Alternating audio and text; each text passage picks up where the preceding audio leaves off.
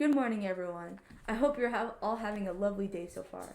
I would love to welcome you all to this week's edition of the one and only TCS News. And I hope you all had a great spring break. Today I'm here with my co host, Kevin. Hello. Let's get right into the news. Recently, whenever we hear about what's going on in Myanmar, the protest and subsequent military response is shown from the perspective of the citizens. We don't really ever see it from the side of the soldiers themselves. A few soldiers, who wish to remain anonymous, shed some light on the inner workings of the Tatmadaw, the local name for the military.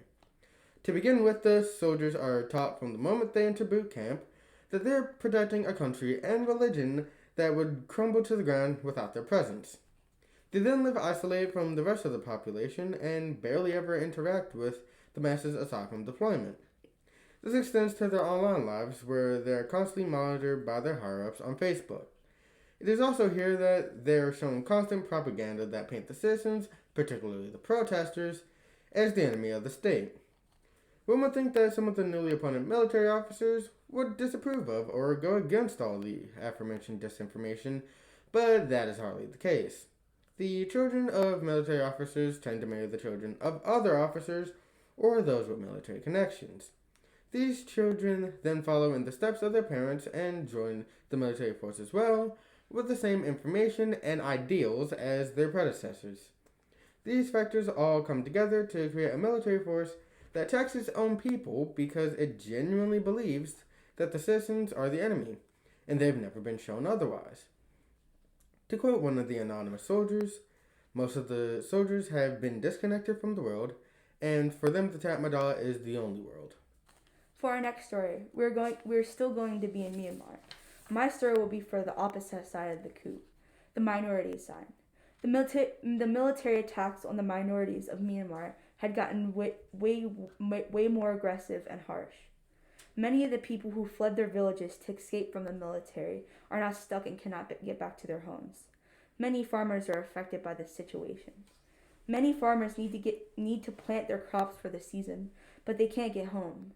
Soldiers are everywhere, and if the people who are stuck in the villages tried to leave and get back to their homes, they could be arrested and even killed. The main reason for all of this are the protests. The military are working with everything they have to stop these protests. They are even launching missile attacks. These missile attacks have especially affected the ethnic Karen guerrillas. These missile attacks are forcing the ethnic Karen guerrillas to migrate to Thailand.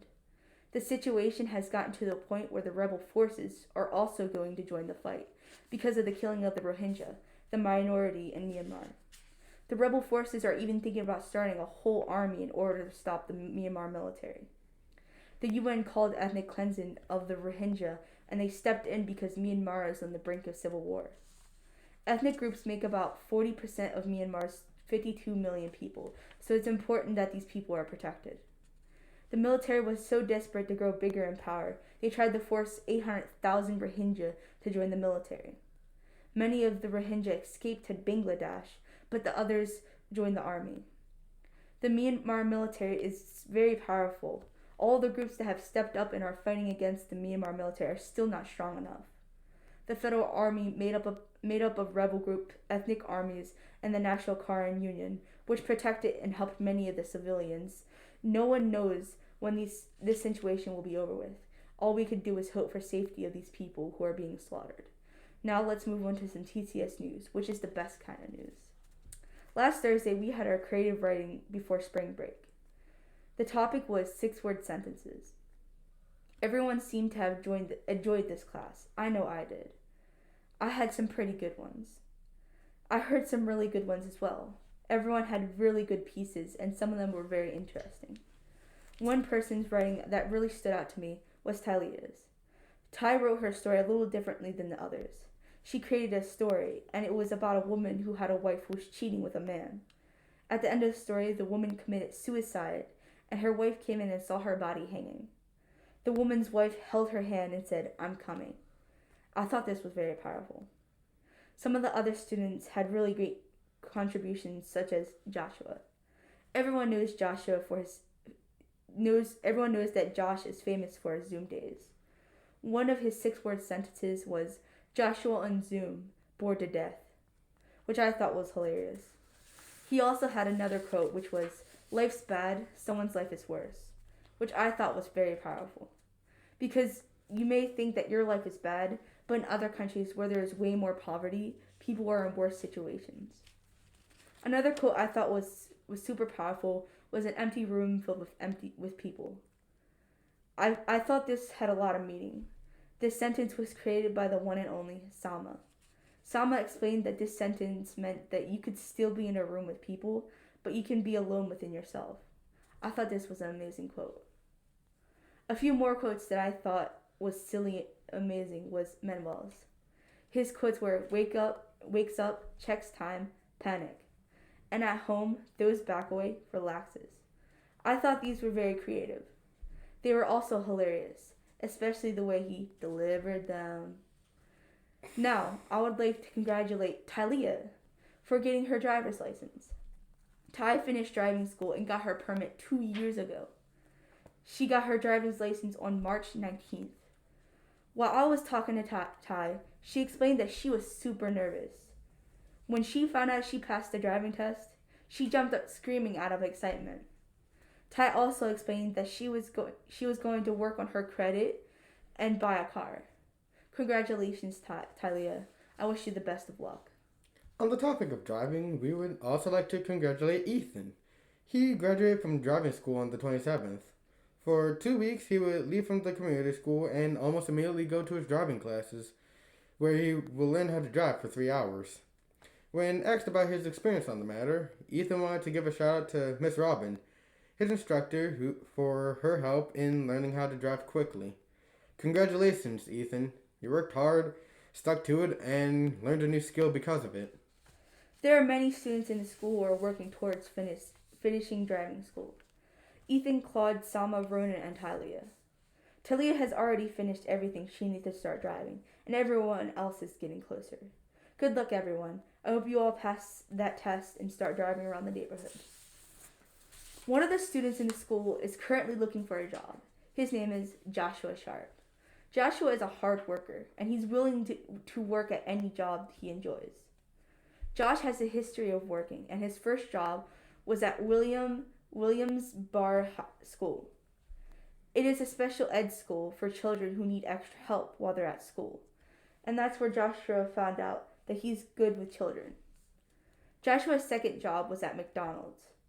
Joshua explained to me that he would always try to help out other workers, but they would always tell him to go back to the cash register where he was supposed to be. Joshua quit the McDonald's job after 2 months of working there and now is looking for another job. He tried to apply to Holster as a first impressionist, which basically means he'll greet the people who come into the store. He's still waiting for them to respond. Joshua also tried to apply to Dough Bagels, but he was denied because of his age. Joshua is a hard worker.